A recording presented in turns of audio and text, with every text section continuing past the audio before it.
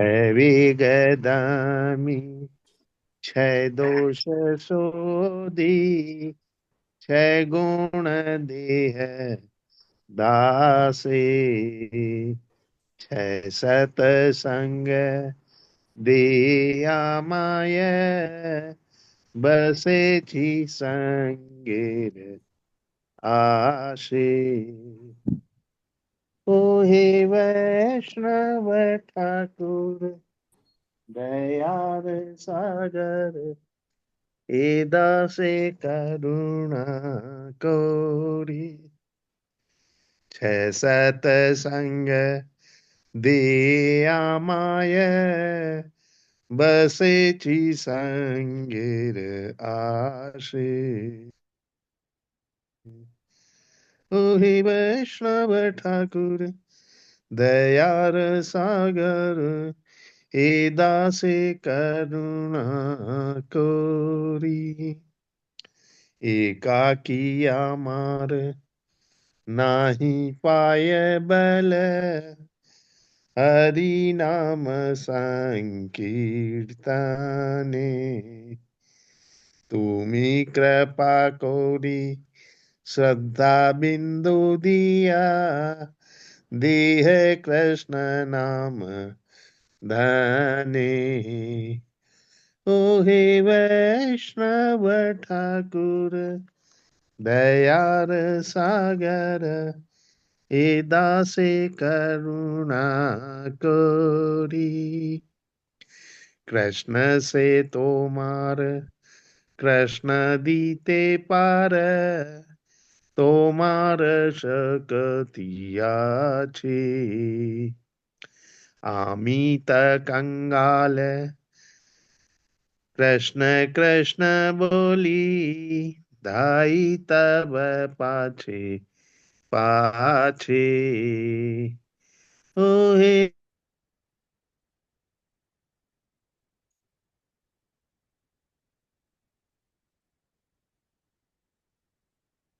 करुणा कोरी ओहे वैष्णव ठाकुर दयार सागर ए दासे करुणा कोरी हरे कृष्ण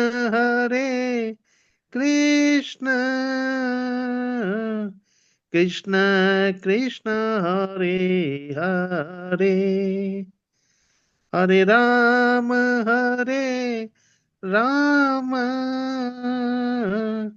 राम हरे हरे हरे कृष्णा। दंडवत प्रणाम सभी माता जी सभी प्रभु जी को।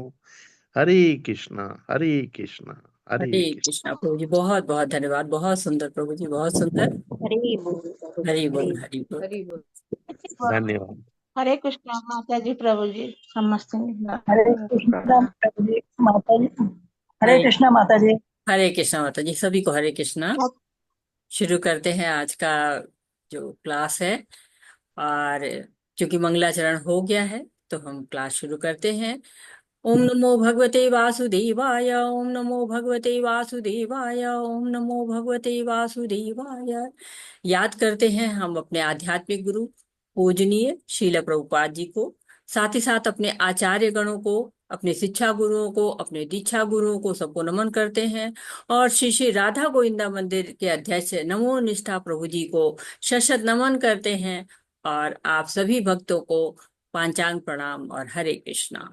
तो आज अध्याय 12 है, भक्ति योग है। भक्ति के बारे में हम जानेंगे। भगवान जो हमको बताना चाहते हैं, भगवत गीता में जो कुछ भी हमको भगवान समझाना चाहते हैं, वो ये भक्ति योग में आता है कि भगवान हमारे लिए क्या रखा है, उन्होंने क्या चीज है जो हमारे लिए उन्होंने स्पेशली रखा हुआ है, वो भक्ति योग में आता है। और भगवान लगातार हमको समझा रहे हैं भक्ति योग के बारे में। तो पहला श्लोक अर्जुन का है। अर्जुन उवाच एवं सतत युक्ता ये भक्तास्त्वां पर्युपासते ये चाप्यक्षरं व्यक्तम तेषां के योग वित्तमः। अर्जुन ने पूछा, जो आपकी सेवा में सदैव तत्पर रहते हैं या जो अव्यक्त निर्विशेष ब्रह्म की पूजा करते हैं, इन दोनों में से किसे अधिक पूर्ण सिद्ध माना जाए। तो हमने जो 11वां अध्याय पढ़ा था, 11वें अध्याय में हमको भगवान अपना जो विराट स्वरूप है दिखा रहे हैं, जिसमें रुद्र भी हैं, अश्विनी कुमार भी हैं, गंधर्व भी हैं, यक्ष भी हैं, अनेक मुख है, पेट है, जांग है, पांव है, और वसु रुद्र सब है, बहुत है, अग्नि जैसे है, प्रलय अग्नि एक तरह से है, काल रूप है भगवान का। तो बहुत सारी चीजें दिखाते हैं अर्जुन को, और अर्जुन युद्ध का जो है वो क्या भविष्य होने वाला है ये भी उसमें देख पाते हैं। तो अर्जुन ने भगवान से रिक्वेस्ट की थी, प्रार्थना की थी कि आप मुझे अपना विराट स्वरूप दिखाइए, कैसे आप ब्रह्मांड में प्रवेश करते हैं वो रूप मुझे दिखाइए। और भगवान सब दिखाते हैं, और देख देख के विचलित होते हैं, रोमांचित होते, कहते हैं कि इस उग्र रूप में आप हैं कौन, और आपका उद्देश्य क्या है, प्रयोजन क्या है आपका। और भगवान कहते हैं कि मैं तो काल हूँ, और क्यों आया हूँ, काल क्या करता है, विनाश करता है। काल जो है वो समय को भी कहते हैं, समय भी क्या होता है, परिवर्तित होता रहता है, जो पल गुजर गया वो फिर लौट कर आता नहीं है कहा जाता है।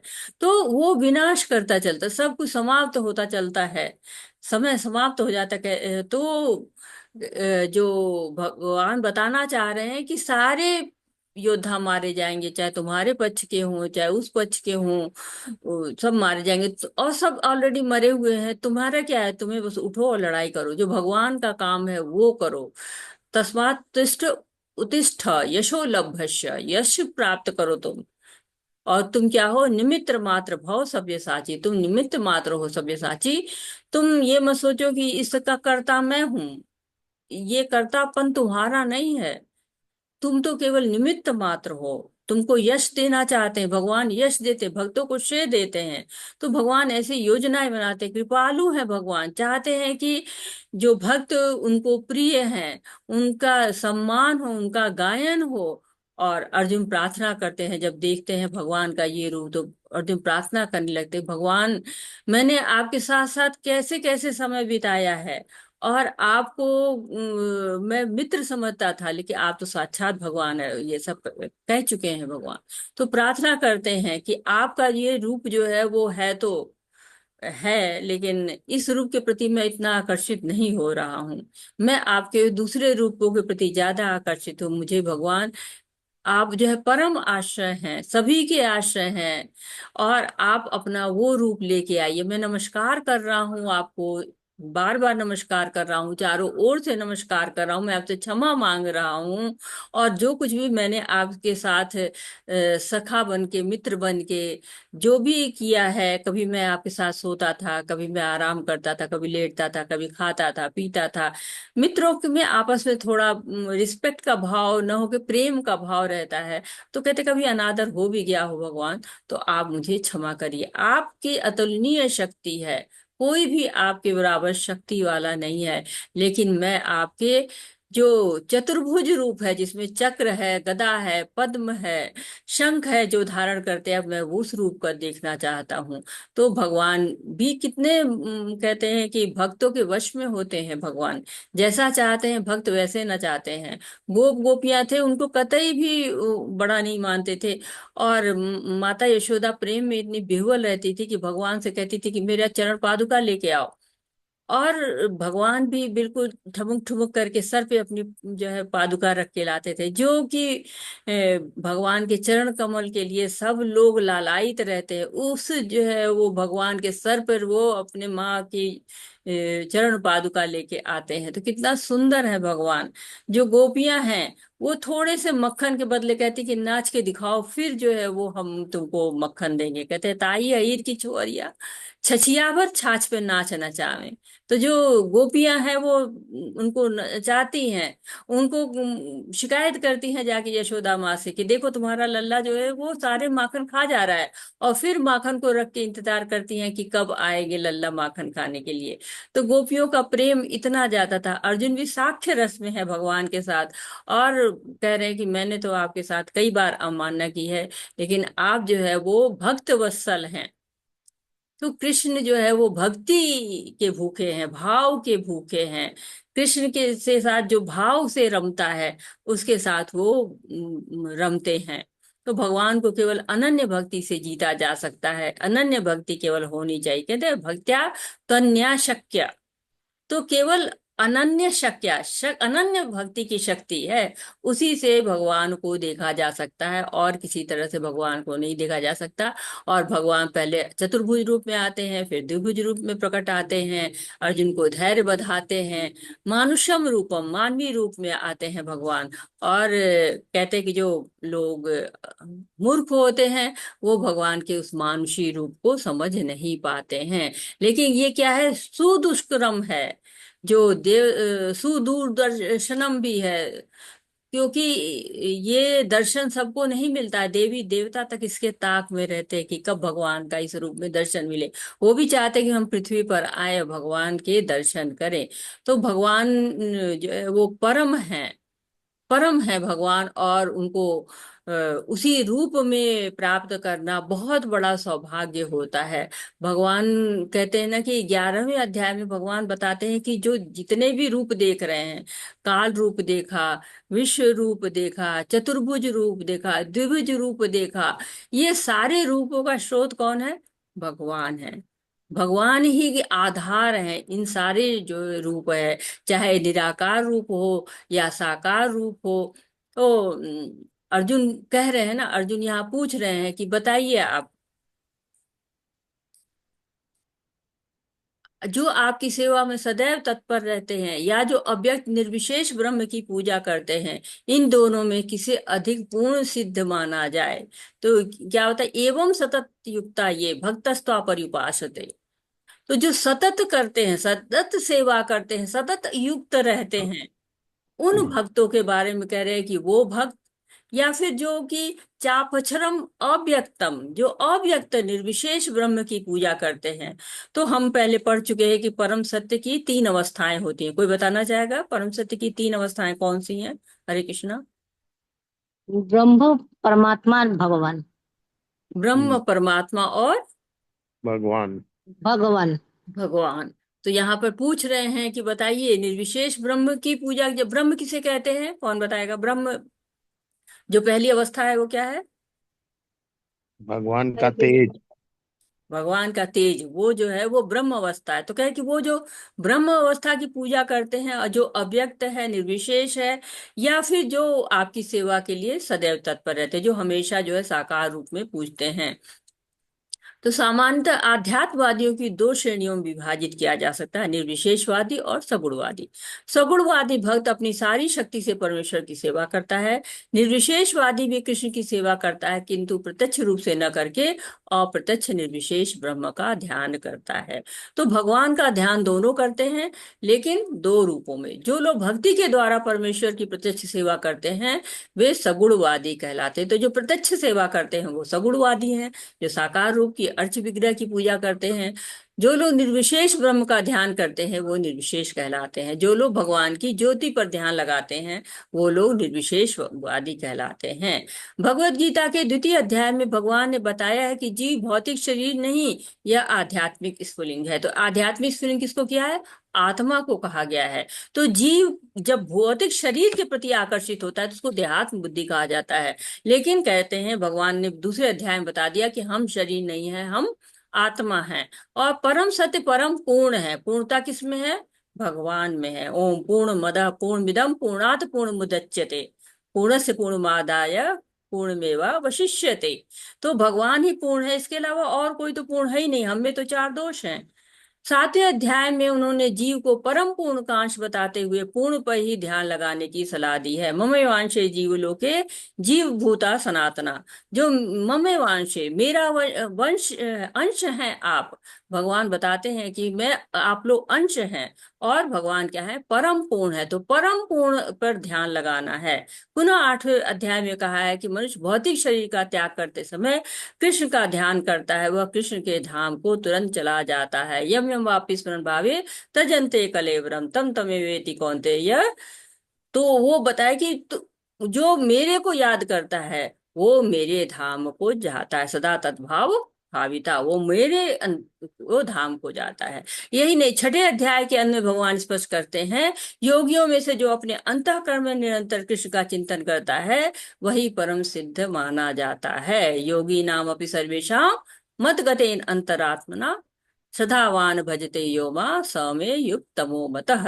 तो एक तरह से बता रहे हैं कि सारे अध्याय में क्या बताया गया है कि भगवान के सगुण रूप से अनुरुक्त होइए, क्योंकि यही चरम साक्षात्कार है। तो जब चरम साक्षात्कार को प्राप्त करना है, भगवान को प्राप्त करना है, तो क्या करना है, भगवान के सगुण रूप की पूजा करनी। जिसको भगवान ने कहा ना, आप जिसको पूजा करेंगे आप उसी के यहाँ जाएंगे। तो एक तरह से सारे अध्याय हमको मिला के बता रहे हैं कि हमको भगवान के जो भक्ति के बारे में, कि हमको जाना कहाँ है। सब अध्याय हमको भक्ति से ही जोड़ते हैं। और भक्ति से जोड़ते हैं किस तरह से, कि पहला अध्याय हमको कैसे जोड़ता है, शोक के द्वारा। पहले अध्याय में हम शोक के द्वारा भगवान से जुड़ते हैं कि हाँ, शोक विषाद हो गया है अर्जुन को, उसके द्वारा भगवान से जुड़ जाते हैं। ऐसे तरह से हम धीरे धीरे देखें तो 10 अध्याय हमको भक्ति की तरफ ही ले जाते हैं और भक्ति के बारे में ही बताते हैं और भक्ति से ही जोड़ते हैं। तो हमें इसलिए भगवान पर ही ध्यान लगाना है। भगवान किन किन रूपों में हमको, जैसे कि दूसरा अध्याय है वो हमको पहला विषाद से जोड़ता है, दूसरा हमको सांख्य से जोड़ता है कि कैसे विश्लेषण किया जाता है कि हम शरीर नहीं है, हम आत्मा है। फिर तीसरा अध्याय कि कैसे कर्म करके हम कृष्ण से जुड़ सकते हैं।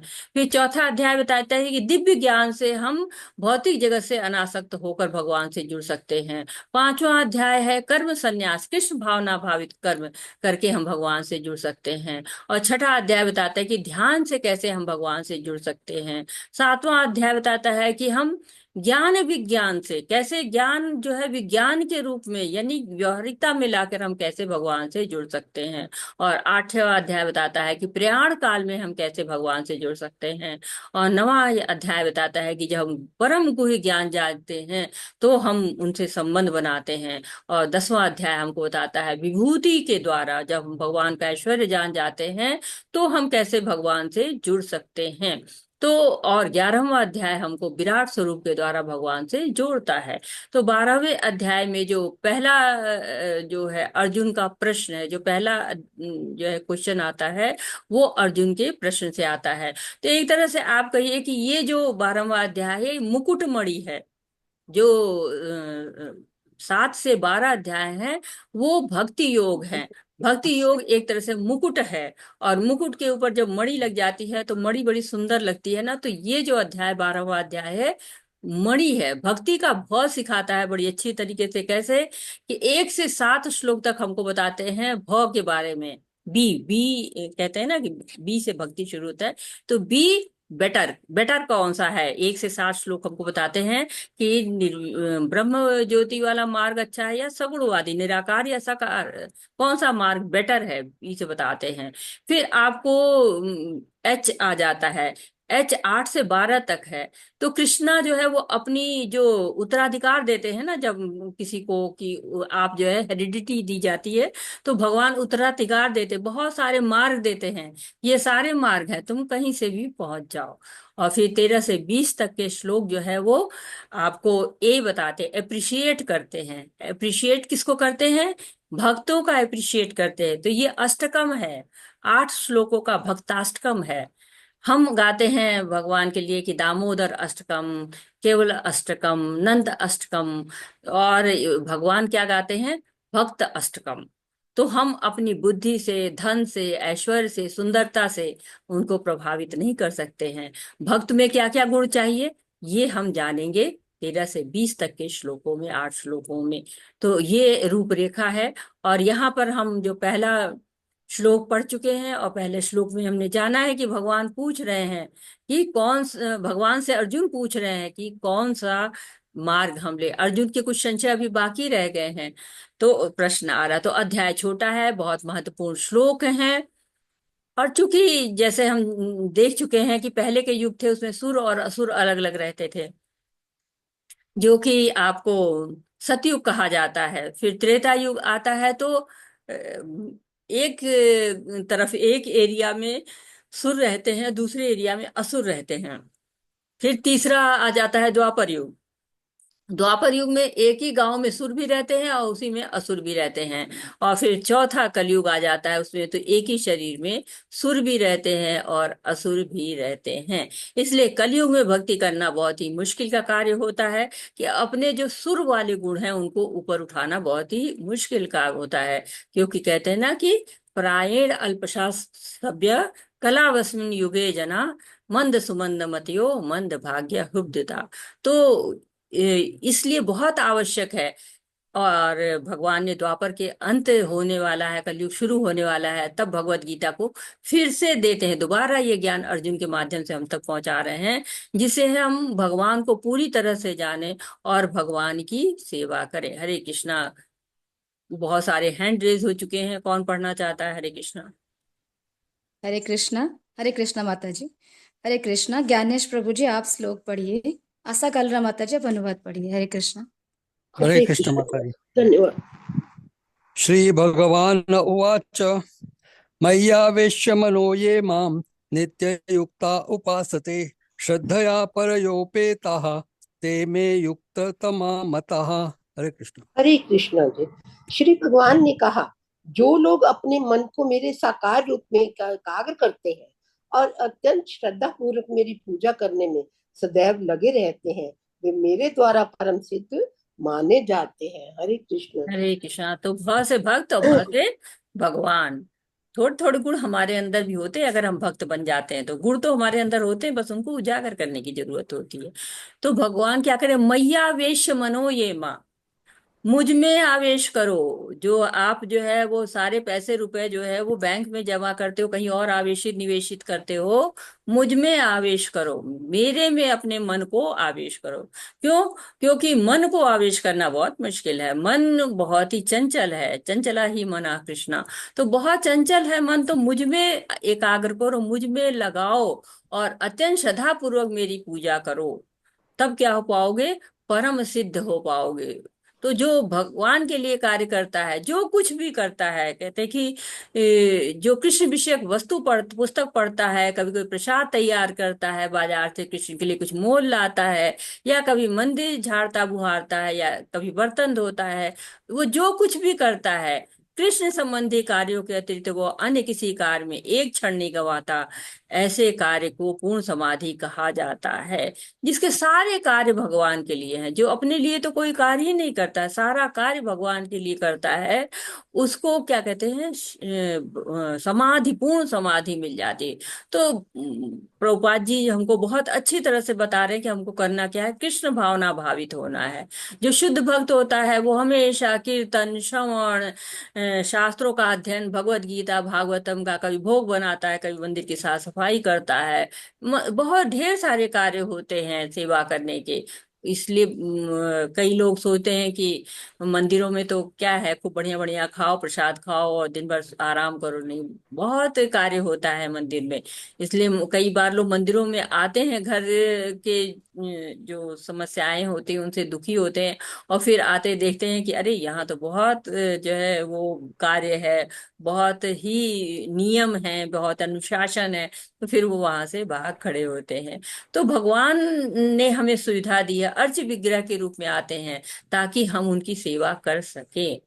भगवान ने हमको अपना रूप दिखाया है कि देखो मेरे रूप को, मेरा सुंदर कितना रूप है। ये त्रिभंग ललित मुद्रा में खड़े रहते हैं, बंशी बजाते रहते हैं, और हमेशा प्रसन्न चित नव यौवनाचा, हमेशा सुंदर पुराण पुरुष नव यौवनाचा। तो भगवान के इस सुंदर रूप की सेवा करिए। हरे कृष्णा। हरे कृष्ण। ये त्वक्षरम अनिर्देश्यम अव्यक्तम पर्युपासते सर्व सर्वत्र गमचिन्त्यं च कूटस्थमचलं ध्रुवं सन्नियम्येन्द्रियग्रामं सर्वत्र समबुद्धयः ते प्राप्नुवन्ति मामेव सर्वभूतहिते रतः। हरे कृष्ण। लेकिन जो लोग अपने इंद्रियों को वश में करके तथा सबों के प्रति समभाव रखकर परम सत्य की निराकार कल्पना के अंतर्गत उस अव्यक्त की पूरी तरह से पूजा करते हैं, जो इंद्रियों की अनुभूति के परे हैं, सर्वव्यापी हैं, अकल्पनीय हैं, अपरिवर्तनीय हैं, अचल तथा ध्रुव हैं, वे समस्त लोगों के कल्याण में संलग्न रहकर अंततः मुझे प्राप्त करते हैं। हरे कृष्णा जी। हरे कृष्णा। तो पहले श्लोक में अर्जुन कह रहे हैं योग वित्तमा। कौन है योग वित्तमा? जो कि योग के साथ भगवान से जुड़ता है। जो योग जानता है वो योग वित्तमा होता है। तो कहते हैं योग वित्त जो सबसे ज्यादा जानता है, योग वित्तर जो उससे जानता है, योग वित्तमा जो सबसे ज्यादा जानता है। तो भगवान पे ध्यान करना है, कृष्ण को ज्यादा से ज्यादा जानना है। और फिर बताते हैं कि जो श्रद्धा के साथ भगवान को श्रद्धया पर बहुत श्रद्धा से जो भगवान को जुड़ता है, भगवान की सेवा करता है। तो अब यहाँ पर निर्विशेष ब्रह्म के बारे में बताया जा रहा है कि निर्विशेष ब्रह्म क्या है। तो ये त्वच्छर मणि, वो क्या है? त्वच्छर मणि है। यानी कि जो अपनी इंद्रियों को परे है, मतलब उसको आप निर्देश नहीं कर सकते, अनिश्चित है वो। और क्या है? अव्यक्त है, प्रकट नहीं है। और क्या है? सर्वत्र गम है। सर्वत्र गम है, अचिंत्य है। सर्वत्र गम इसकी वो सर्वव्यापी है और अचिंत्य है, मतलब हमारी कल्पना से भी परे है। फिर कूटस्थ चलम है, अपरिवर्तनीय है, मतलब अचलम है, जो बिल्कुल चल भी नहीं सकता है। ध्रुवम बिल्कुल निश्चित है, एक जगह पे रहता है। तो इस तरह से विशेषताएं बताई हुई हैं जो हरे कृष्णा कृष्णा कृष्णा हरे हरे। तो इस तरह से उनकी विशेषताओं को बताया गया है कि कौन है भगवान, परम सत्य क्या है, जो निराकार रूप है, उसके विशेषताओं के बारे में बताया गया है कि वो तच्छर मणि है, अव्यक्त है, सर्वत्रगम है, अचिंत्य है, कूटस्थ है, अचलम है, ध्रुवम है। ये सारी उसकी विशेषताएं हैं। सर्वव्यापी, मतलब इतनी सारी विशेषताओं उनके पास है, गिनना पड़ेगा कि कितनी है इसमें। और ब्रह्म क्या है? जिसको हम परिभाषित जो है वो नहीं कर सकते हैं, परिभाषित ही नहीं कर सकते हैं। तो हम उसको प्राप्त कैसे करेंगे? लेकिन हाँ, बहुत लोग उसको प्राप्त करने के लिए अपनी बुद्धि को भगवान में ध्यान में लगाते हैं। तो भगवान कहते हैं मुझ में और ब्रह्म में अंतर नहीं है। आप ये सोचे कि भगवान भी निराकार ही केवल है, ये सत्य नहीं है। या उसमें कोई गुण नहीं है, निर्गुण है, ये भी कहना अलग है। अगर निर्गुण होता तो ध्यान कैसे उस पर कर पाएंगे? निर्गुण मतलब कोई गुण नहीं, निर्गुण मतलब कि वो तीन गुणों से अतीत है। तो इस तरह से भगवान अपनी विशेषताएं, जो निराकार रूप है, उसकी विशेषताएं भी यहाँ पर बता रहे हैं। आत्मा के भीतर परमात्मा का दर्शन करने के लिए मनुष्य को देखना, सुनना, स्वाद लेना, कार्य करना आदि ऐन्द्रिक कार्यों को बंद करना होता है। यानी जो ऊपर लिखा गया है ना कि इंद्रियों से परे, इंद्रियों से नहीं, तभी वह जान पाता है कि परमात्मा सर्वत्र विद्यमान है। तब वो सर्वत्र गमा हो जाता है। ऐसी अनुभूति होने पर वह किसी जीव से ईर्ष्या नहीं करता है। यानी उसमें कोई भी जो षष्ठ रिपु है वो नहीं रहते हैं। उसे मनुष्य तथा पशु में कोई अंतर नहीं देता, वो समभाव हो जाता है। क्योंकि वह केवल आत्मा का दर्शन करता है, बाह्य आवरण का। क्योंकि वो जानता है कि जीव क्या है? आत्मा है, वो शरीर नहीं है। लेकिन सामान्य व्यक्ति के लिए निराकार अनुभूति की यह विधि अत्यंत कठिन होती है। तो हमने ये पढ़ चुके हैं कि ये जो अनुभूति करना, ये थोड़ा कठिन रास्ता है। कैसे भगवान बताते किस तरह कठिन है। हरे कृष्णा। हरे कृष्णा। क्लेशोऽधिकतरस्तेषाम् अव्यक्तासक्तचेतसाम् अव्यक्ता हि गतिर्दुःखम् देहवद्भिः अवाप्यते। हरे कृष्ण। हरे जिन कृष्णा। लोगों धन्यवाद। धन्यवाद माता जी। धन्यवाद माता जी, जल बहुत बहुत धन्यवाद। जलेंद्र प्रताप प्रभु जी, आप श्लोक पढ़िए, आप अनुवाद पढ़िए। हरे कृष्ण।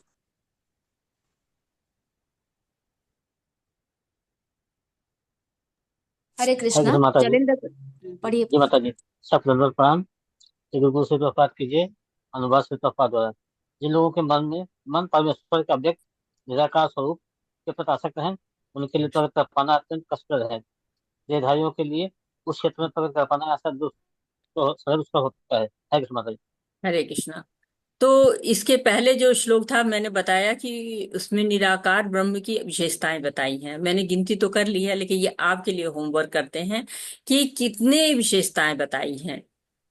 और आगे बढ़ते हैं। क्लेशोधिकतर तेषाम, क्लेश होता है, अत्यधिक क्लेश होता है इसके अव्यक्त, जो अव्यक्त है, जो असक्त है, मतलब उसको किसी में आसक्ति नहीं है, ऐसे लोगों के, जो जिन लोगों के मन परमेश्वर अव्यक्त निराकार है, वो जो अव्यक्त भी है और साथ ही अनुरक्त भी है, ऐसे जो है वो जो भगवान है उसके रास्ते में, वहां तक पहुंचने में, वो जहां रहता है वहां तक पहुंचने, जैसे हम कहते हैं ना गोलोक धाम जाएंगे, तो वो जहां रहता है, जहां तक प्रगति करके जाना है, उसके पास पहुंचना है, वहां तक जो पहुंचने का रास्ता है वो अत्यंत कठिन होता है।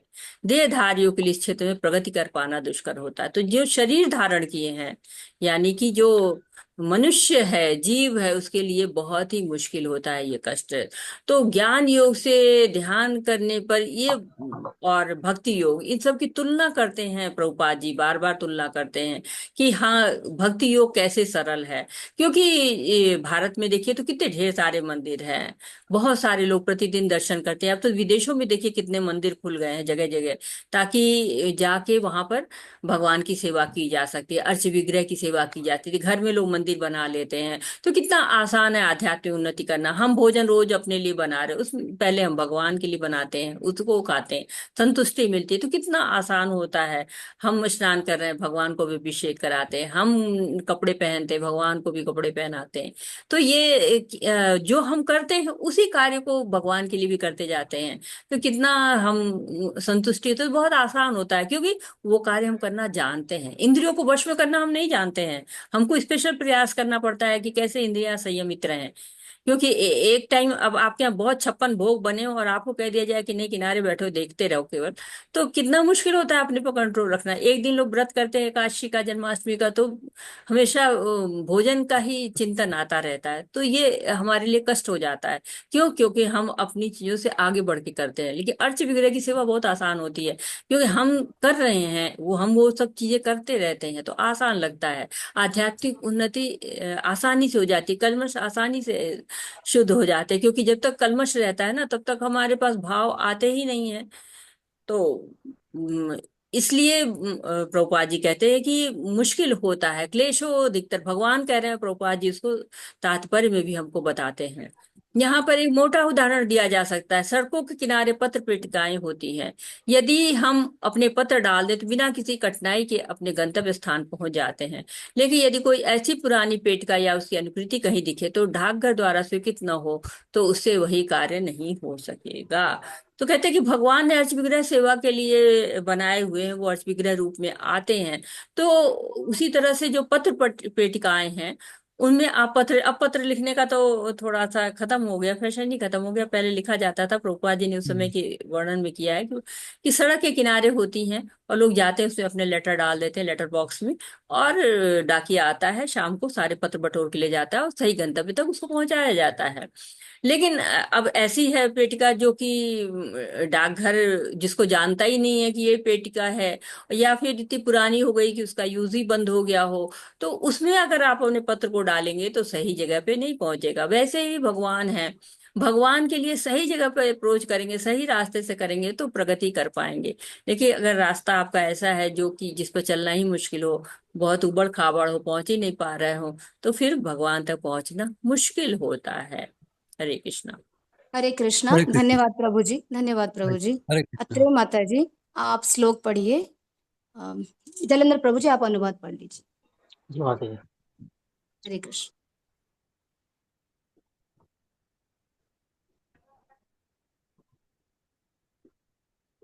हरे कृष्णा। अत्रे माता जी, आप म्यूट है माता जी। मैं पढ़ूं? एतु सर्वाणि कर्माणि मयि सन्नश्य मत्परः अनन्येनैव योगेन मन्ययन्त उपासते तेषामहं समर्थर्ता मृत्युष्वंसारसागरात् भवामि न चिरात् पार्थ मय्यावेशितचेतसाम्। हरे कृष्ण। कृष्ण माता जी। जो अपने सारे कार्यों को मुझ में अर्पित करके तथा अविचलित भाव से मेरी भक्ति करते हुए मेरी पूजा करते हैं और अपने चित्तों को मुझ पर स्थिर करके निरंतर मेरा ध्यान करते हैं, उनके लिए हे पार्थ, मैं जन्म मृत्यु के सागर से शीघ्र उद्धार करने वाला हूँ। हरे कृष्ण। हरे कृष्णा। प्रभु जी तो कहते हैं कि ये जो संसार है क्या है, सागर की तरह से है, भव सागर कहा जाता है। तो इस सागर से उद्धार करने वाला कौन है? भगवान है। यहाँ पर स्पष्ट कहा गया भक्त जन अत्यंत भाग्यशाली हैं कि भगवान उनका इस भव सागर से तुरंत उद्धार कर देते हैं। शुद्ध भक्ति करने पर मनुष्य को अनुभूति होने लगती कि ईश्वर महान है और जीवात्मा उनके अधीन है। तो भक्त जन भाग्यशाली हैं, प्रभुपाद हैं। क्यों? क्योंकि भगवान आते हैं उनका उद्धार करने के लिए, उद्धार करते, परित्राणाय साधुनाम, साधुओं का, भक्तों का परित्राय करने के लिए तो भगवान आ जाते हैं। तो ये भगवान की भगवत्ता है। जीव को बस इतना करना है, इच्छा करनी है, उनका ध्यान करना है, उनकी सेवा करना है, उनकी भक्ति करनी है। कैसे? अविचलित भाव से, बिना विचलित हुए जो करता है उसको भगवान पार लगा देते हैं। तो यहाँ पे कहा गया मत परा, मत परा, बार बार भगवान कई बार मत परा कहा है। तो बहुत से लोग इस रास्ते पर भक्ति कर चुके हैं। तो ये अध्याय हमको भक्ति की बूंद से लेके भक्ति के सागर तक पहुंचा देता है। अन्य नेव, किसी अन्य को नहीं, जो केवल मेरी उपासना करते हैं उनकी बात यहाँ पे कीजिए कि अन्य नेव, मेरी जो है उपासना करते हैं वो लोग मेरे धाम को आते हैं, उनका उद्धार करते हैं। तो भगवान कई बार इस चीज को कह चुके हैं कि सारे कर्म मुझको अर्पित कर दो, अविचलित भाव से भक्ति करो, अपने चित्त को मुझ पर स्थित करो, निरंतर मेरा ध्यान करो। और कर्म योग और ज्ञान योग में तो कष्ट सहते हैं बहुत लोग, लेकिन भक्ति योग में ये सब आसानी से मिलता है। भगवान आते हैं, उद्धार करते हैं जन्म मृत्यु के सागर से। तो ये लाभ है भक्ति योग का कि भगवान की सेवा करने वाले क्लेश में नहीं रहते, वो संतुष्ट रहते हैं, प्रसन्न रहते हैं, भक्ति योग करते हैं। हम क्या है, हम एक लोहे की तरह से हैं, भगवान क्या है, चुंबक की तरह से हैं। हम हमेशा भगवान की तरफ आकर्षित होते रहते हैं। परंतु समस्या क्या है कि हम वो लोहा हो जाते हैं जिसके अंदर जंग लगी हुई है। अब जंग लगी है तो चुंबक भी उस पर कार्य नहीं करता है। लेकिन जब वो जंग साफ करते हैं ना, भक्ति हरे नाम लेकर, तो फिर क्या होता है, भगवान उसकी तरफ आकर्षित होते हैं। क्यों? क्योंकि जैसे बालक होते हैं ना, दो बालक हैं, तो बालक तो सभी अपने माँ बाप से रक्षित होते हैं। लेकिन जो बड़े बच्चे होते हैं वो थोड़ा अपने मन की करने लगते हैं। लेकिन छोटे बच्चे क्या होते हैं, वो हंस प्यार के दुलार करके माँ बाप को जो है वो चूम चाट के अपना काम निकलवा ही लेते हैं। वैसे भक्त क्या होते हैं, वो भी भगवान को प्यार दिखा के, प्रेम दिखा के भव सागर से पार हो ही जाते हैं। हरे कृष्णा। मय्ये मनया धात्स्व मयि बुद्धिं निवेशय विवशिष्यसि मय्येव अतयुर्थं न संशयः। हरे कृष्ण। हरे कृष्णा। डॉक्टर मधु कपूर माता जी, आप अनुवाद पढ़िए। हरे कृष्णा। माता जी। धन्यवाद प्रभु जी।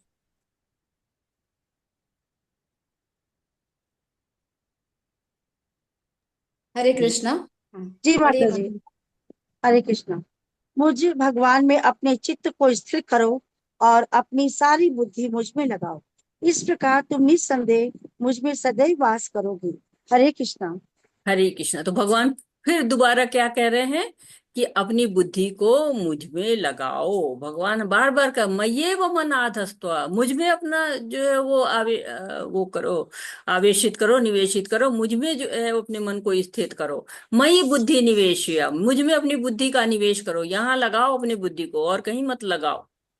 तो जब तुम लगाओगे, जब अपनी बुद्धि को तुम मुझ में लगा दोगे तो क्या होगा, अत ऊर्ध्व न संशय, तो फिर संशय रह ही नहीं जाएगा। उसके बाद तो संशय नाम की कोई चीज ही नहीं है। तो जो भगवान से भक्ति में रत रहता है उसका भगवान के साथ संबंध हो जाता है। अतः जब भक्त हरे कृष्ण कीर्तन करता है तो कृष्ण उनकी, कृष्ण तथा उनकी अंतरंगा शक्ति भक्त की जिह्वा पर नाचते रहते हैं। जब वह कृष्ण को भोग चढ़ाता है तो कृष्ण प्रत्यक्ष रूप से उसे ग्रहण करते हैं। और इस तरह भक्त जब उच्छिष्ट को खाकर कृष्ण में हो जाता है तो इस प्रकार सेवा में नहीं लगता।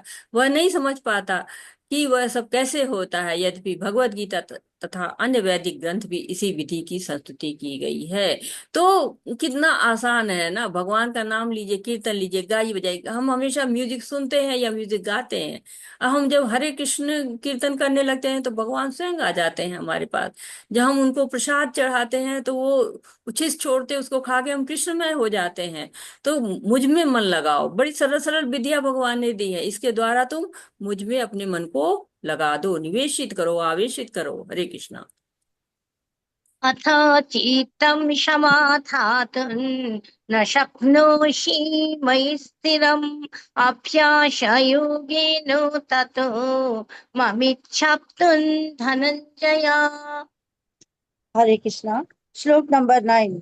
हे अर्जुन, हे धनंजय, यदि तुम अपने चित्त को अविचल भाव से मुझ पर स्थिर नहीं कर सकते तो तुम भक्ति योग के विधि विधानों का पालन करो। इस प्रकार तुम मुझे प्राप्त करने की चाह उत्पन्न करो। हरे कृष्णा। हरे कृष्णा। तो पहले इसके जो पहले श्लोक था, इसमें भगवान ने कहा कि मुझ में चित्त को स्थिर करो और मुझ में सारी बुद्धि लगा दो। तो पहले ये रास्ता बताया उन्होंने। अब ये भी नहीं हो पा रहा है तो क्या कर, अतः चित्त समाधातुन, जो चित्त है ना, उसको अविचल भाव से मुझ पर नहीं स्थिर कर पाते तो क्या करो, भक्ति योग के विधि विधानों का पालन करो। तो दो चीजें बता दी गई इस श्लोक में। भक्ति योग की दो पृथक पृथक विधियां बताई गई हैं। पहली विधि उस व्यक्ति पर लागू है जिसने दिव्य प्रेम द्वारा भगवान कृष्ण के प्रति वास्तविक आसक्ति उत्पन्न कर ली है। तो पहली विधि क्या है कि आसक्ति उत्पन्न करना, और दूसरी विधि उसके लिए क्या है, जिनकी आसक्ति नहीं है वो कर सकते हैं कि विधि विधानों का पालन। तो अगर आसक्त नहीं हो पा रहे हैं भगवान के प्रति तो क्या करिए, विधि विधानों का पालन करिए। ठीक है, भगवान को कोई आसक्ति नहीं है तो आप नियम बनाइए, हम मंगल आरती करेंगे, हम 1 माला जप करेंगे, 2 माला जप करेंगे, और फिर धीरे धीरे जो है वो उनके भोग लगाने की व्यवस्था करिए, उनके मंदिर को साफ करिए, उनके अर्च विग्रह की सेवा करिए। तो धीरे धीरे आपको उनमें आसक्ति होती चली जाएगी। तो भगवान हमको रास्ते भी बताते चलते हैं, आसक्ति उनमें प्राप्त करें। यदि ईश्वर प्रेम अभी प्रत्येक हृदय में सुप्त अवस्था में है, वहां पर ये ईश्वर प्रेम अनेक रूपों में प्रकट होता है, लेकिन भौतिक संगति से दूषित हो जाता है। अतः इस भौतिक संगति से हृदय को विमल बनाना होता है। तो ऐसा नहीं है कि ईश्वर प्रेम है नहीं, सबके हृदय में ईश्वर प्रेम है, लेकिन सुप्त अवस्था में है, उसको जगाना है। जैसे बच्चे हैं, बच्चे के अंदर क्या हो, चलने की क्षमता होती है, लेकिन उसको सिखाना पड़ता है कि चलो, थोड़ी धीरे धीरे माँ बाप उसको सहायता देते हैं तब वो चलना शुरू कर देता है। लेकिन अगर उसको कह दे कि नहीं तुम उड़ो, तो उड़ रहेगा नहीं, क्योंकि उड़ना उसके अंदर है ही नहीं है, लेकिन चलना उसके अंदर है, सुप्त अवस्था में है। वैसे ही भक्ति सुप्त अवस्था में है और उसको बस जगाना है। और वो दूषित क्यों हो जाता है, भौतिक संग से। भौतिक चीजें जब हम देखते हैं, भौतिक लोगों से जब हम मिलते हैं, तो हमारी संगति दूषित हो जाती है और ईश्वर से हम दूर होते जाते हैं। हरे कृष्णा। हरे अब कृष्णा। क्या धन्यवाद माता जी। हरे कृष्णा। धन्यवाद अत्रे माता जी, मधु कपूर माता जी। माधुरी शर्मा माता जी, आप श्लोक पढ़िए। धन्यवाद माता, आपने पठन का सुमन। अवसर दिया। हरे कृष्ण। हरे कृष्णा माता जी। माधुरी शर्मा माता जी, आप श्लोक पढ़िए।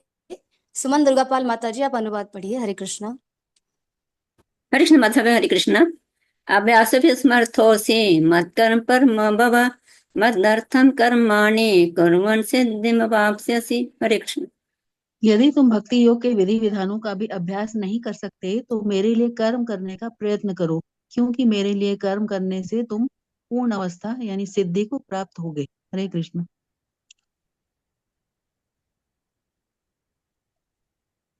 हरे कृष्णा। तो क्या बता रहे हैं अब, और भगवान और विधियां भी बता रहे हैं कि अगर तुम विधि विधानों का भी अभ्यास नहीं कर सकते तो मेरे लिए कर्म करने का प्रयत्न करो। तो ये निष्काम कर्म योग का श्लोक है। वैधि भक्ति पहले से पहले का श्लोक वैधि भक्ति का श्लोक था कि वैधि भक्ति नहीं आप जो है भगवान का चिंतन कर पा रहे हैं तो आप भगवान के लिए नियम कर पाइए। नियम भी नहीं कर पा रहे हैं तो क्या करिए, आप निष्काम कर्म योग करिए। निष्काम कर्म योग करने वाला क्या होता है, कर्म में आसक्ति नहीं रखता है, वो उसकी फल में आसक्ति नहीं होती है। तो न कर्म में आसक्ति होती है, न फल में आसक्ति होती है, वो सारा कार्य उसका भगवान के लिए होता है। तो जब भगवान के लिए कार्य करते रहते तो धीरे धीरे भगवान में मन लगना शुरू होता। अभ्यास से अप्य समर्थोसी, ये एक फॉर्मूला दे दिया भगवान ने कि अभ्यास में भी असमर्थ है तो मत कर्म परमो भव, तो मेरे लिए कर्म करने का प्रयत्न करो तो तुम्हें सिद्धि प्राप्त होगी। यदि कोई गुरु के निर्देशानुसार भक्ति योग के विधि विधानों का अभ्यास भी नहीं कर पाता तो भी परमेश्वर के लिए कर्म करके उसे पूर्ण अवस्था प्रदान की जा सकती है। यह कर्म किस प्रकार किया जाए, इसकी व्याख्या 11वें अध्याय के 55वें श्लोक में ही पहले ही की जा चुकी है। तो भगवान ने 55वां श्लोक जो पिछले अध्याय का था उसमें कहा था, मत कर्म कृन परमो मद भक्त संवर्जित निर्वैर सर्वभूतेषु यस मामेत्यु पांडवा। जो मेरे लिए कर्म करता है, मुझे ही जीवन लक्ष्य समझता है, वो क्या करता है, भौतिक कार्यों में नहीं पड़ता है, भौतिक आसक्तियों में नहीं पड़ता है, और वो मुझे प्राप्त कर लेता है। क्यों? क्योंकि वो निर्वैर सर्वभूतेषु, किसी भी जीव से उसका कोई शत्रुता है ही नहीं है। हरे कृष्णा। हरे कृष्ण। अथेतन अवशक्तोऽसि कर्तुं मद्योगम् आश्रिताः सर्वकर्म फलं त्यागं तथा कुरु यथात्मं वान्। हरे कृष्ण। किंतु यदि तुम मेरे इस भावनामृत में कर्म करने में असमर्थ हो तो तुम अपने कर्म के समस्त फलों को त्याग कर कर्म करने का तथा आत्मस्थित होने का प्रयत्न करो। हरे कृष्ण।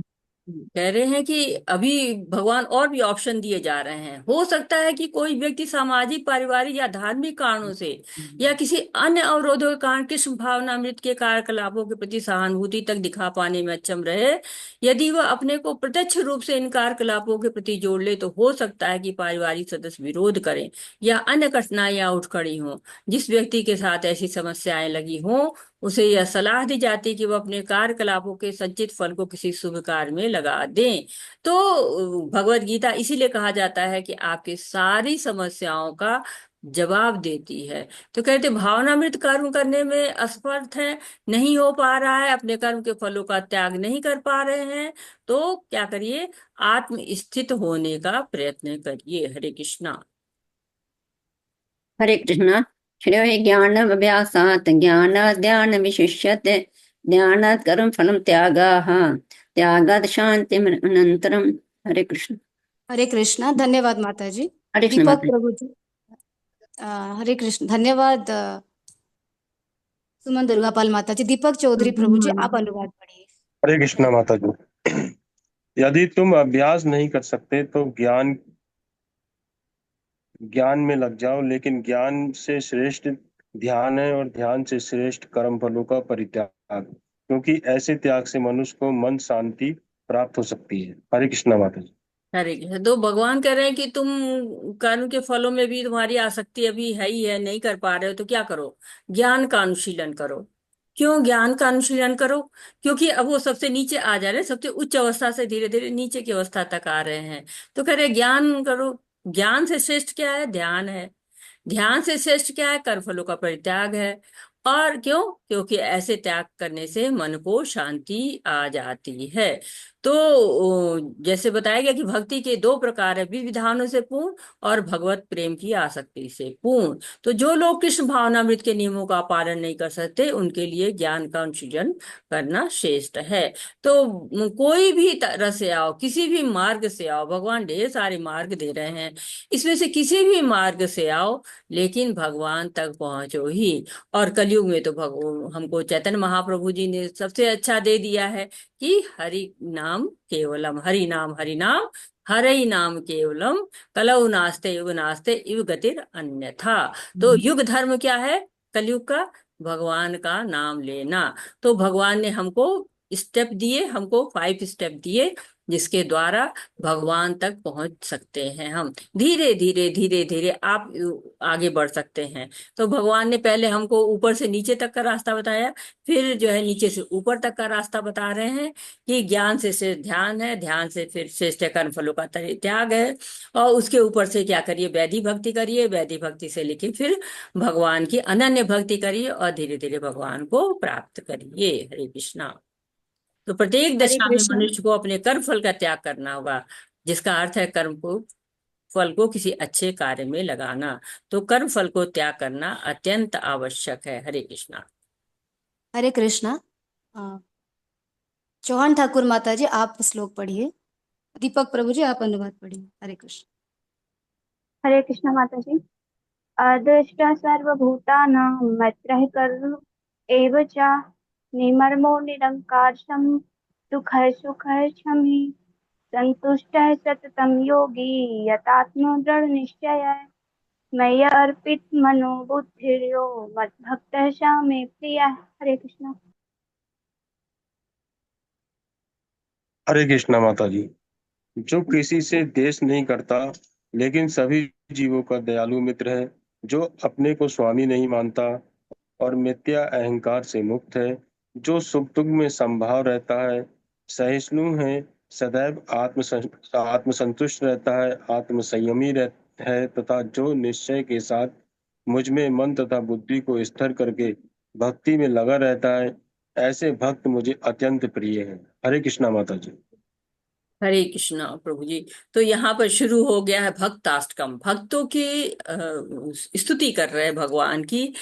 भक्त कैसा होना चाहिए, गुण बता रहे हैं। अद्वेष्टा, ईर्ष्या ही न हो, सर्वभूता नाम, किसी से भी ईर्ष्या न हो, करुणा हो, मैत्री हो, निर्मम हो। अब निर्मम का मतलब हम लोग क्या होता है कि जिसको दया ही ना हो। निर्मम का मतलब यहाँ क्या है?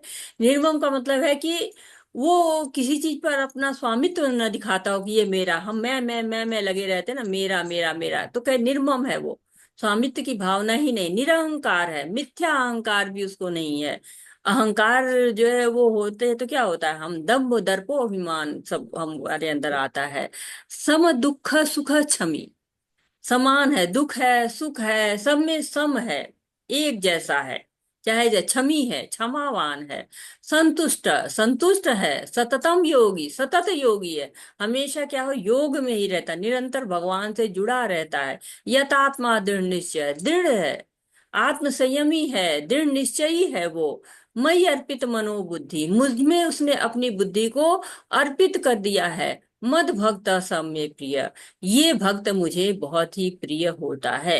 तो इतने गुण होने चाहिए। अगर हम भक्त बन रहे हैं तो भक्ति जैसे जैसे करते हैं ये सारे गुण हमारे अंदर आ ही जाते हैं। और शुद्ध भक्त वैसे ही होते हैं, विनम्र से होते हैं, सरल से होते हैं। कहते हैं शुद्ध भक्ति पर पुनः आकर भगवान इन दोनों श्लोकों में शुद्ध भक्त के दिव्य गुणों का वर्णन कर रहे हैं।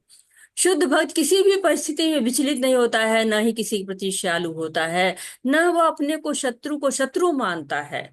तो ये शत्रु को शत्रु क्यों नहीं मानता है? क्योंकि उसको लगता है कि पिछले समय का कुछ हमारा हिसाब है, कुछ विरोध है, इसलिए जो हमारा पिछला प्रारब्ध हम सह रहे हैं उसको सहन कर ले। जब हम सह लेंगे तो हमारा ये जो लेन देन है ना, ये सारा समाप्त हो जाएगा। इसीलिए कहते हैं ना कि हम किसी से कर्ज लेके नहीं हमें जाना चाहिए, क्योंकि हमें अगले जन्म में भरना पड़ता है। तो इस तरह से हर तरह का कर्ज होता है, चाहे वाणी से हम किसी को कष्ट दें, चाहे हम किसी से शत्रुता रखें, ये मिथ्या अहंकार में हम किसी को गलत बोल दे, ये सब क्या होता है, ये सब हमको फिर भोगना पड़ता है। इसलिए हमें जो योगी होता है वो केवल गुरु के आदेश को मानता है, इंद्रियों को वश में रखता है, भगवान के साथ भक्ति करता है, उसमें दृढ़ रहता है। हरे कृष्णा। हरे कृष्णा।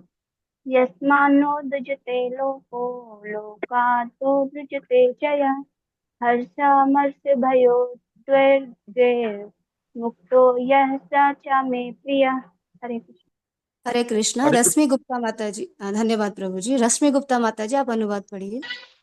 हरे कृष्ण माता जी। जिससे किसी को कष्ट नहीं पहुंचता है तथा जो अन्य किसी के द्वारा विचलित नहीं किया जाता, जो सुख दुख में भय तथा चिंता में संभाव रहता है, वह मुझे अत्यंत प्रिय है। हरे कृष्ण माता जी। हरे कृष्णा। तो भगवान को कौन प्रिय है? जो कि किसी को कष्ट नहीं पहुंचाता है। यहाँ पर जो है कुछ लोग होते हैं ना, बहुत हमेशा उग्र रहते हैं, हमेशा विचलित से रहते हैं, और वो क्या करते हैं, दूसरों को कष्ट पहुंचाते हैं। क्यों? क्योंकि उनकी वाणी में भी वही उग्रता आती है, उनके कर्मों में भी वही उग्रता आती है, तो विचलित करते हैं। लेकिन जो भक्त होता है न किसी को कष्ट पहुंचाता है, न किसी को विचलित करता है, और खुद भी विचलित नहीं होता है। क्यों? क्योंकि वो इस शरीर से जुड़ा नहीं रहता है ना, वो आत्मा से जुड़ा रहता है। वो जान जाता है कि हम शरीर नहीं है, हम आत्मा है, तो विचलित होता भी नहीं है।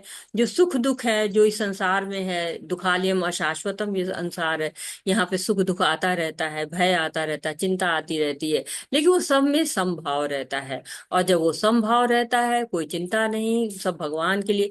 जब भगवान से हम जुड़ जाते हैं तो चिंता भी समाप्त हो जाती है कि भाई तुझे ही करना है, मेरे को तो कुछ करना ही नहीं है, सब तुम्हारे ऊपर है। भय भी नहीं है, क्योंकि भय किसका, जब भगवान हमारे साथ है तो हमेशा समभाव रहता है, और वो भक्त भगवान को बहुत प्रिय होता है। हरे कृष्णा। हरे कृष्णा। धन्यवाद माता जी। लक्ष्मी प्रिया माता जी, आप श्लोक पढ़ेंगी? हरे कृष्णा माता जी। जी हाँ। हाँ पढ़िए माता जी, आप श्लोक पढ़िए जी।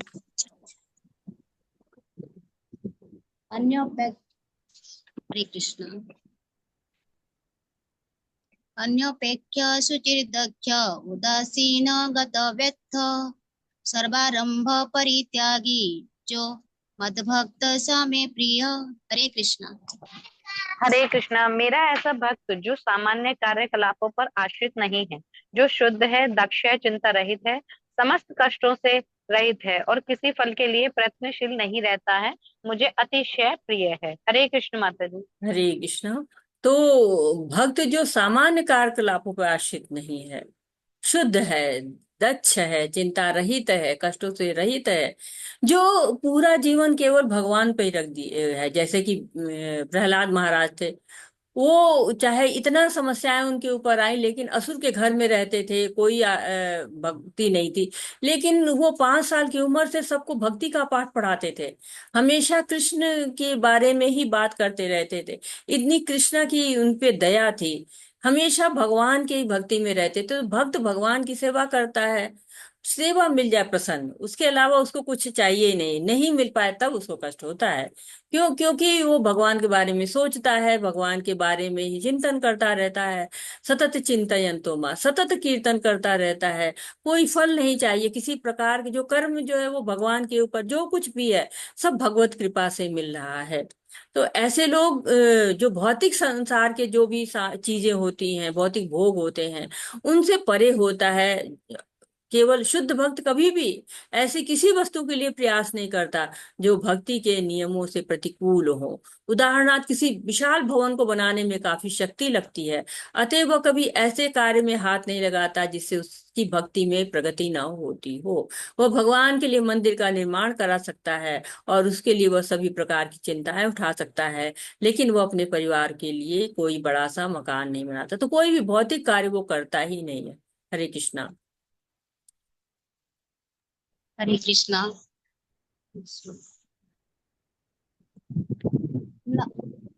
यो न हृष्यति न दृष्टि न शोचति न कांक्षति शुभाशुभ परित्यागी भक्तिमान्य स मे प्रिय। हरे कृष्णा। हरे हरे कृष्ण। कृष्णा। जो धन्यवाद न माता कभी जी। हर्षित होता है, न शोक करता है, जो ना तो पछताता है न इच्छा करता है, तथा जो शुभ तथा अशुभ दोनों प्रकार की वस्तुओं का परित्याग कर देता है, ऐसा भक्त मुझे अत्यंत प्रिय है। हरे कृष्ण माता जी। हरे कृष्णा। तो एक बार भगवत गीता में और भी ये चीज आता है कि ब्रह्म भूत प्रसन्नात्मा न सोचती न कांक्षति। तो जो न हर्ष करता है, न शोक करता है, न पछताता है, न इच्छा करता है, मतलब कुछ भी वो अपने लिए नहीं करता है। शुभ अशुभ, शुभाशुभ परित्यागी, शुभ और अशुभ दोनों को परित्याग कर देता है, ऐसा भक्त भगवान को बहुत प्रिय होता है। तो वो हमेशा कृष्ण में ही रहे। जो कृष्ण में रहता है तो क्या है, आनंद में रहता है। वो ये भौतिक चीजों के लिए हर्षित नहीं होना है। जैसे साधारण में क्या होता है, घर में कोई एक चीज आती है, कूदने लगे, घर में कोई थोड़ा समाचार अच्छा नहीं हुआ, शोक करने लगे, अरे फिर पछताते, अरे मैंने ऐसा क्यों कर दिया, 10 रुपए की चीज थी मैंने तो 12 रुपए खर्च कर दिए।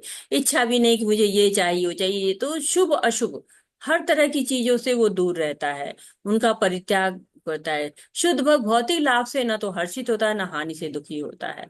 वो पुत्र या शिष्य की प्राप्ति के लिए न तो उत्सुक रहता है, न ही उनके मिलने पर दुखी होता है।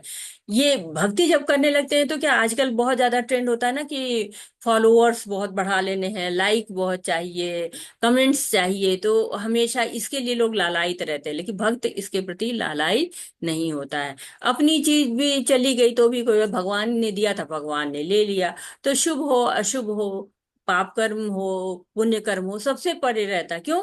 क्योंकि जो जो पुण्य कर्म है, चाहे पाप कर्म है, चाहे शुभ है अशुभ है, सब क्या करता है?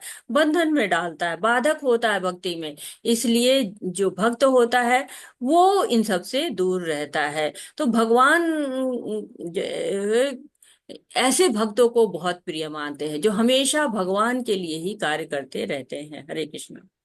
हरे कृष्णा। धन्यवाद माता जी। मैं श्लोक पढ़ रही हूँ। संतोषी गुप्ता माता जी, आप अनुवाद पढ़िए। हरे कृष्णा। समः शत्रौ च मित्रे च तथा मानापमानयोः शीतोष्ण सुख दुःखेषु समः संग विवर्जितः तुल्यनिन्दास्तुतिर्मौनी सन्तुष्टो येन केनचित् अनिकेतस्थिरमतिर्भक्तिर्मान् मे प्रियो नरः। हरे कृष्णा। हरे कृष्णा। जो मित्रों तथा शत्रुओं के लिए समान है, जो मान तथा अपमान, शीत तथा गर्मी, सुख तथा दुख, यश तथा अपयश में संभाव रखता है, जो दूषित संगति से सदैव मुक्त रहता है, जो सदैव मौन और किसी भी वस्तु से संतुष्ट रहता है, जो किसी प्रकार के घर पार की परवाह नहीं करता, जो ज्ञान में दृढ़ है और जो भक्ति में संलग्न है, ऐसा पुरुष मुझे अत्यंत प्रिय है। हरे कृष्णा। हरे कृष्णा। तो जो ये भक्त के बारे में भगवान बता रहे हैं, ये भक्त किस रूप को पूजता है भगवान के? हरे कृष्णा। कोई बताना चाहेगा? ये भगवान के द्विगुणी साकार रूप रूप के को। प्रति आकर्षित है कि निराकार रूप के प्रति आकर्षित है? कौन किसके प्रति आकर्षित है ये भक्त? साकार रूप के प्रति माता जी। साकार रूप के साकार प्रति। रूप हरे में कृष्ण माता जी। हरे कृष्णा। दो बुद्ध ठीक रूप। है। तो इसी पर एक प्रश्न और निकलता है, क्योंकि हमने निराकार और साकार के बारे में काफी बातें की हैं, तो थोड़ा सा इसको हम समराइज भी कर लेते हैं। तो क्या अंतर होता है निराकार और साकार में? एक एक बताते जाइए। हरे कृष्ण। हरे कृष्णा माता जी। साकार रूप का सौम्य, सुंदर सा, कमल, क्योंकि हम साकार रूप में पूज सकते हैं, अर्चन कर सकते हैं, उनको श्रृंगार कर सकते हैं, भोग चढ़ा सकते हैं, ये सब अच्छा लगता है। निराकार रूप में हम आकार नहीं, कुछ भी नहीं। बहुत बहुत सुंदर माता जी, धन्यवाद। और कोई बताना चाहेगा? माता हरे कृष्णा। हरे प्रिया माता जी, आप बारी बारी पूछ, वो हैंड रेज ले लीजिए ताकि एक साथ में जी बोल। माता जी। माधुरी शर्मा माता जी, आप बोलिए। हरे कृष्ण माता जी। माता साकार रूप में हम देखते हैं भगवान के साथ, हम उनके करते हैं, उनके पूजा करते हैं, मंदिर साफ करते हैं, उनको नहलाते धुलाते हैं, हम उनसे प्रीति हो जाती है, प्रेम हो जाता है कि ये हमारे बच्चों की तरह हमारे वो है। तो जो निराकार है उसमें हम कोई हमारा लक्ष्य नहीं होता, उसमें कि उन्हें कोई लक्ष्य नहीं होते कहाँ तक पहुंचना है। वो कठिन परिश्रम करते रहते हैं लेकिन लक्ष्य नहीं पहुंच पाते। तो साकार में वो पहुंच पाते हैं भगवान। हरे कृष्णा। धन्यवाद माता जी। और कोई है? हरे हरे कृष्णा उमा माता माता जी, जी। आप बोलिए। जी जी जी। माता जी। माता जी निराकार रूप में जैसे ब्रह्म ज्योति है, ऐसी उसकी पूजा करते हैं वो।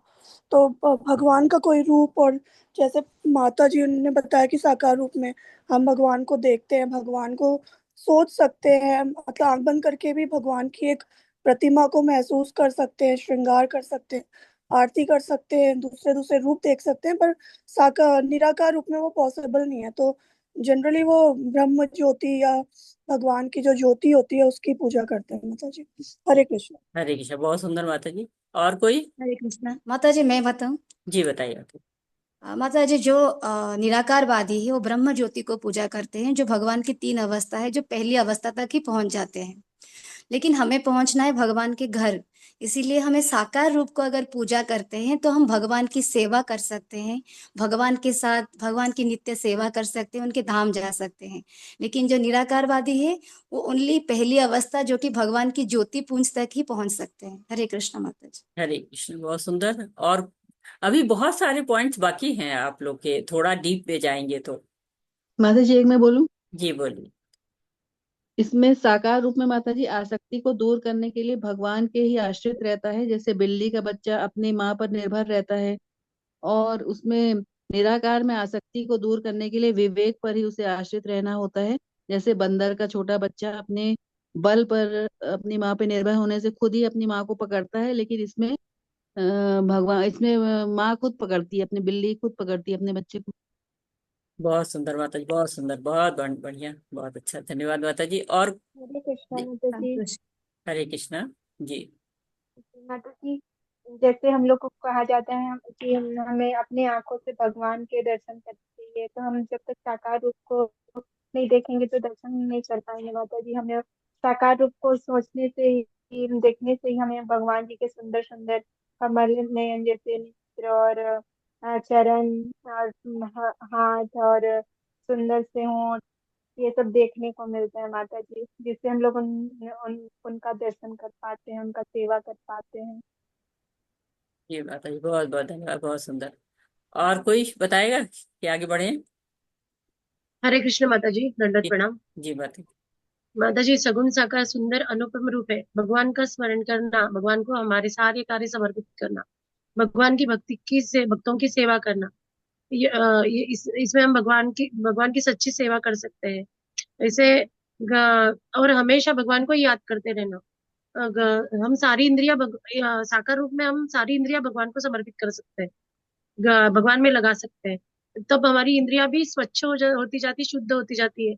और हम संभाव होके सबके प्रति, उनके भक्तों के प्रति भी समर्पित होते चले जाते हैं और भगवान के शरण जाते हैं।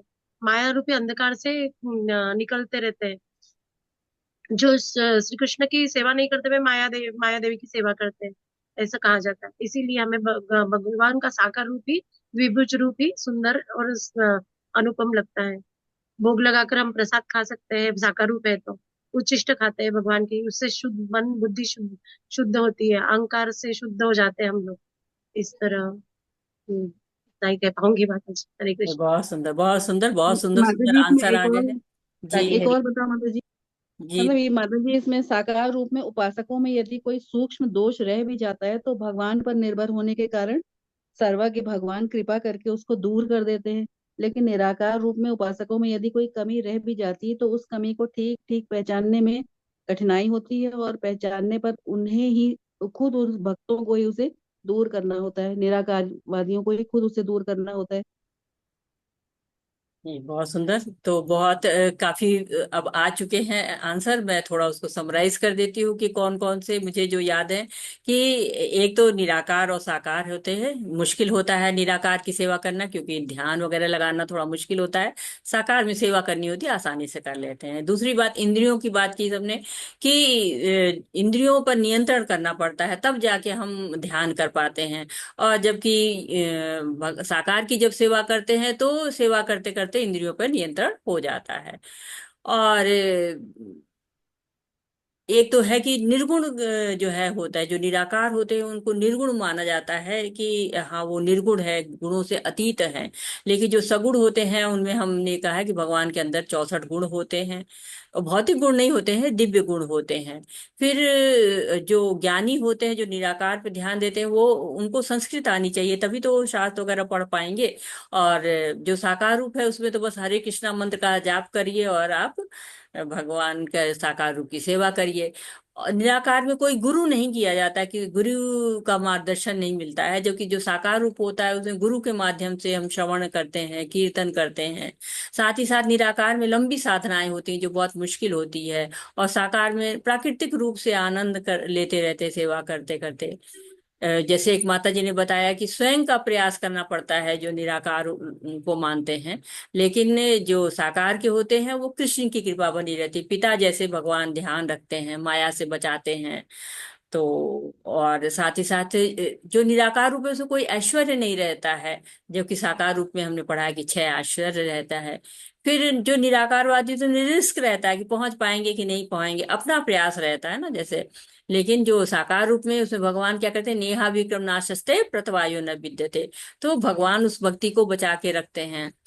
और जो निराकार रूप होता है उसमें सत्य चित्त की जो है वो प्राप्ति होती है, जबकि साकार रूप में सच्चित आनंद की प्राप्ति होती है। तो ऐसे बहुत सारे अंतर हैं जिसमें से कुछ को हम यहाँ ले पाए हैं। तो ये बहुत ही सुंदर अध्याय है जो हमको बिल्कुल निराकार और साकार में एकदम स्पष्ट अंतर हमको बता देता है कि हमको बस भक्ति करनी है। श्रवणम कीर्तनम विष्णु स्मरणोपाद सेवनम अर्चनम वंदनम दास्यम साख्यम आत्म निवेदनम इति पुंसर्पिता विष्णु भक्ति न चैव लक्षणम क्रिया ये तो भगवत्यद्या तन्मेधति उत्तम। उत्तमम क्या है कि बस नवधा व्यक्ति से भगवान की सेवा करते रहिए, क्योंकि वही मधुरम है, अखिलम मधुरम। जो हम लोग भजन गाते हैं, भगवान ही सबसे ज्यादा मधुर रूप में है। तो यहाँ बताया गया कि जो मित्रों और शत्रुओं के लिए बिल्कुल समान है, जो भक्त का गुण है मित्रों और शत्रुओं के लिए समान है, मान अपमान में, शीत गर्मी में, सुख दुख में, यश अपयश, ये क्या कहलाते हैं? द्वंद्व कहलाते हैं। जो इस धरती पर, इस पृथ्वी पर जो द्वंद्व है धराधाम पे, उस द्वंद्व की बात कर रहे हैं कि वो इससे दूर रहता है। दूषित संगति, दूसरी संगति क्या है? जो भगवान से दूर रहे, ऐसी संगति जो भगवान के बारे में बात ना करके दिन भर प्रजल्प करता रहे, उससे जो है दूर रहे।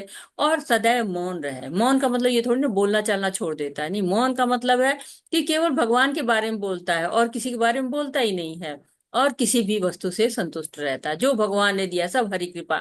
जो हमारे गोस्वामी थे, क्या वो थोड़ा सा मिलता था कुछ भी वो खा लिया। हमारे जो आचार्य भक्त हैं वो क्या है, थोड़ा सा जो भी मिलता है वो खाते हैं, जो प्रसादम लेते हैं। दिन भर जो गृहस्थ में ज्यादातर लोग आजकल भौतिक भोग में इतना उलझे हुए हैं कि और लाओ और लाओ, सुबह क्या खाएंगे, दोपहर में क्या खाएंगे, शाम को स्नैक्स में क्या है, दोपहर सवेरे के स्नैक्स में क्या है, फिर ये चाहिए वो चाहिए, तो कितनी चीजें चाहिए। लेकिन भक्त हमेशा संतुष्ट रहता है। किसी प्रकार के घर बार की परवाह नहीं करता है। घर कोई मंदिर बना लेता है, मंदिर में रहता है, हमेशा भगवान की शरण में रहता है। जो ज्ञान में दृढ़ है, ऐसा नहीं कि वो ज्ञान नहीं है, जो है उसमें उसको ज्ञान है। क्या ज्ञान है? कि भगवान ही सबके आधार है, भगवान ही सबके स्रोत हैं। और जो ऐसी भक्ति में संलग्न है, ऐसा भक्त भगवान को बहुत प्रिय होता है। सद्गुणों के बिना कोई शुद्ध भक्त नहीं बन सकता। हम सोचते हैं ना कि भक्ति करनी है तो केवल भक्त करते रहो, लेकिन नहीं, कहीं सद्गुण चाहिए। हराओ भक्तस्य कुतो महद गुणा। जो भक्त नहीं उसमें सद्गुण नहीं होता है। जो भक्त कहलाना चाहता है उसे सद्गुणों का विकास करना चाहिए। कितनी बढ़िया बात प्रभुपाद जी हमको बता रहे हैं कि सद्गुणों का भी विकास करिए। अवश्य है कि उसे इन गुणों के लिए अलग से बाह्य प्रयास नहीं करना पड़ता, भक्ति करते करते सब आ जाता है। अभी तो कृष्ण भावनामृत भक्ति में संलग्न रहने का उसमें ये गुण स्वतः ही विकसित हो जाते हैं। हरे कृष्णा। हरे कृष्ण। ये तो धर्मामृतम् इदं यथोक्तं पर्युपासते श्रद्धाधाना मत परमा भक्तास्तेतिव मे प्रियः। हरे कृष्ण। रूमा माता जी, आप अनुवाद पढ़ हरे लीजिए। जी माता जी, हरे कृष्ण, थैंक यू। जो इस भक्ति के अमर पथ का अनुसरण करते हैं और जो मुझे ही अपना चरम लक्ष्य बनाकर श्रद्धा सहित पूर्ण रूपेण संलग्न कर रहते हैं, वे भक्त मुझे अत्यधिक प्रिय हैं। हरे कृष्ण। हरे कृष्णा। तो क्या है ये, क्या है? भक्ति अमर पथ है। अमर किसको कहते हैं? जो कभी समाप्ति ना हो, अमृत है, अमर पथ है ये। तो इसको अनुसरण करना है। जो भौतिक मार्ग है, भौतिक भोगों का मार्ग है, वो क्या होता है? अमर नहीं है, अशाश्वत है। ये शाश्वत है, भक्ति का पथ शाश्वत है। क्यों? भगवान उस भक्ति की रक्षा करते हैं। वो भक्ति कभी समाप्ति नहीं हो पाती, भगवान जो है वो पहरा देते हैं उस भक्ति पर। तो जो मुझे ही अपना चरम लक्ष्य बना देता है, चरम लक्ष्य का है भगवान है, भगवत धाम है वो। और श्रद्धा पूर्ण, श्रद्धा सहित पूर्ण रूप से संलग्न रहते हैं, श्रद्धा रखते हैं भगवान के ऊपर। तो इस अध्याय में दूसरे श्लोक से अंतिम श्लोक तक देखिए क्या है। दूसरे श्लोक से अंतिम श्लोक, मय्यावेश्य मनो ये माम, मुझ पर मन को स्थिर करो। तो ये बिल्कुल एक लाइन में स्लोगन दे दिया है, मय्यावेश्य मनो ये माम, मुझ में ही मन को स्थिर करो, से लेकर ये तो धर्मामृतम इदम, नित्य सेवा करिए इसकी। तो भगवान ने अपने पास पहुंचने तक की दिव्य सेवा की विधियों की व्याख्या की है। ऐसी विधियां उन्हें अत्यंत प्रिय है जो इनमें लगे हुए व्यक्तियों को वे स्वीकार कर लेते। अर्जुन ने प्रश्न उठाया था कि जो निराकार ब्रह्म के पथ में लगा है वह श्रेष्ठ है या जो साकार भगवान की सेवा में ये प्रश्न था और उसका उत्तर जो है क्या हो रहा है, भगवान ने इसका एक बहुत स्पष्ट उत्तर दिया कि आत्म साक्षात्कार की सभी विधियों में भगवान की भक्ति निसंदेह सर्वश्रेष्ठ है। तो सर्वश्रेष्ठ मार्ग का अनुसरण करने में क्या है, आनंद है, सतचित आनंद भगवान के पास प्राप्त होता है। जो निराकार ब्रह्म की सेवा है उसमें सत और चित प्राप्त होता है, लेकिन आनंद की प्राप्ति जो है वो भक्ति योग में होती है। भगवत गीता के बीच के 6 अध्यायों में जिस प्रकार भक्ति का वर्णन हुआ है वह अत्यंत हृदयग्राही है। किसी को जीवन निर्वाह के लिए वस्तुओं की चिंता नहीं करनी होती, क्योंकि भगवत कृपा से सारी वस्तुएं स्वतः उपलब्ध हो जाती हैं। तो जब भगवत कृपा हो जाती है तो उसको किसी चीज का दुख, जब भगवान ही मिल गए तो अब कुछ और क्या चाहिए। कहते हैं ना, जब भगवान ही जो है प्राप्त हो गए तो सब कुछ प्राप्त हो गया। अब जो कहते हैं कि जिसके पास 1000 रुपया है उसके पास तो 10 का नोट 20 का नोट होगा ही होगा। तो अब जिसके हम 1000 रुपये वाले के पास आ गए तो हमें 10-20 रुपए के लिए क्यों प्रयत्न करना है, सब भगवान से ही मिल जाना, स्वतः उनके पास उपलब्ध है। भक्ति योग में कहते हैं ना कि जो आपको ज्ञान योग से मिलता है, जो आपको कर्म योग से मिलता है, वो सारे लाभ आपको भक्ति योग मिल जाते हैं। तो ज्ञान योग से एक लाभ मिलेगा, कर्म योग से एक लाभ मिलेगा, लेकिन भक्ति योग में, ध्यान योग में एक लाभ मिलेगा, लेकिन भक्ति योग में सारे लाभ मिल जाते हैं, भगवत कृपा मिल जाती है। इस प्रकार श्रीमद् भगवद गीता के 12वें अध्याय भक्ति योग का भक्ति वेदांत तात्पर्य पूर्ण होता है।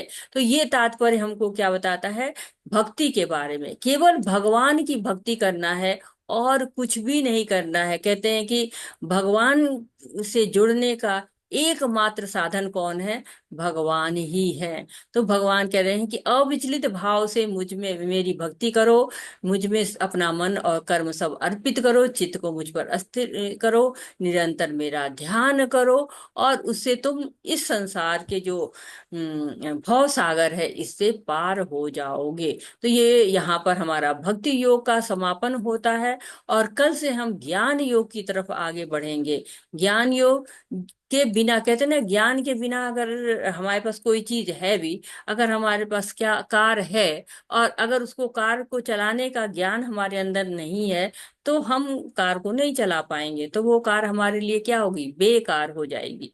इसी तरह से जब ज्ञान आ जाता है धर्म के अंदर तो ज्ञान क्या हो जाता है, हमको कि केवल कोरी कल्पना नहीं हो जाती। कहते हैं ना कि एक कोरी कल्पना की, बहुत लोग कहते हैं कि कोरी कल्पना है, तो जब ज्ञान होता है तो उसको कोरी कल्पना नहीं रह जाती है, उसको एक आधार मिल जाता है। तो इसी तरह से उस आधार को हम जानेंगे कल के अध्याय में। तब तक के लिए वाछा कल्पतरुभ्यश्च कृपा सिंधुभ्य एव च पतितानां पावनेभ्यो वैष्णवेभ्यो नमो नमः। अनंत कोटि वैष्णव वृंद की जय, शिला प्रभुपाद की जय, भगवत गीता की जय, सभी भक्तों की जय। हरे कृष्णा कृष्ण कृष्ण कृष्णा कृष्णा हरे हरे हरे हरे हरे राम राम हरे हरे राम राम राम राम राम हरे हरे। हरे कृष्णा कृष्ण कृष्ण हरे कृष्णा हरे, हरे हरे हरे राम राम राम हरे हरे। हरे सभी को बहुत बहुत धन्यवाद, हरे सभी कृष्ण को माता हरे जी, दंडवत कृष्णा। प्रणाम। कृष्ण माता जी, हरे सभी कृष्णा। लोग को धन्यवाद। हरे कृष्णा बाल गोपाल हरे जी। कृष्णा माता किसी का कोई प्रश्न है, किसी का कोई सुझाव है, कुछ आप ऐड करना चाहते हैं, कुछ त्रुटि सुधार करना चाहते हैं तो मोस्ट वेलकम। हरे कृष्णा सभी को।